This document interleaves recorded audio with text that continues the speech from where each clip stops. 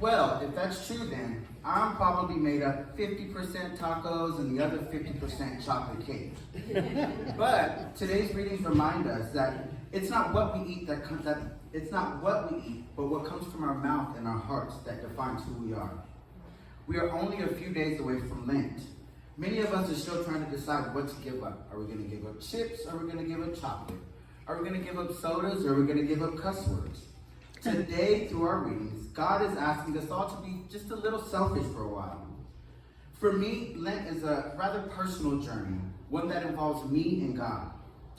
God is always faithful to me, but am I always faithful to God? Do my words, my thoughts, and my actions align with what God is calling me to do?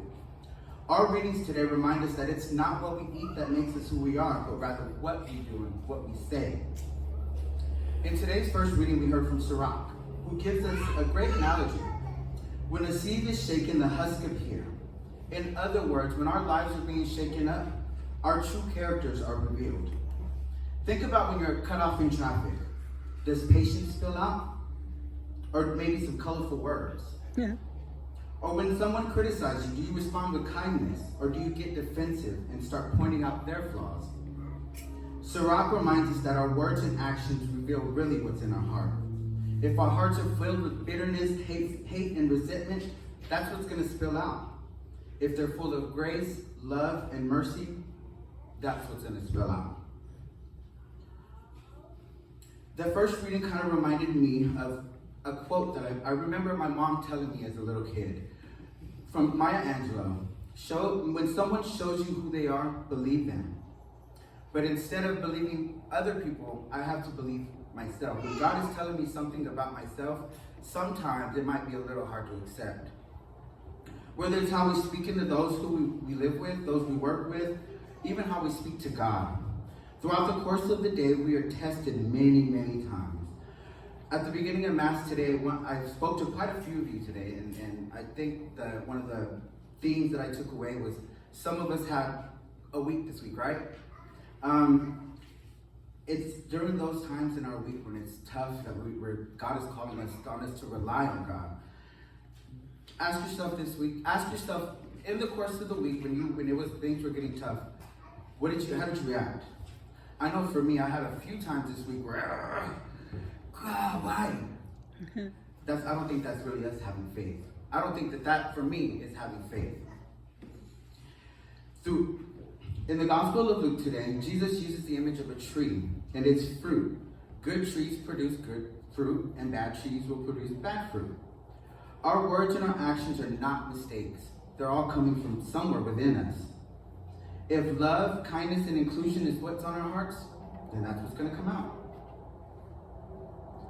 We all have moments when we may not be at our best. Maybe we snapped at somebody. Maybe we judged a new coworker too quickly. Or let's face it, sometimes it's hard to just not let the negativity in our lives take over. Jesus doesn't call us to be perfect, but Jesus does call us this week to be more aware of what we're doing. Not what everybody else is doing, but what we're doing.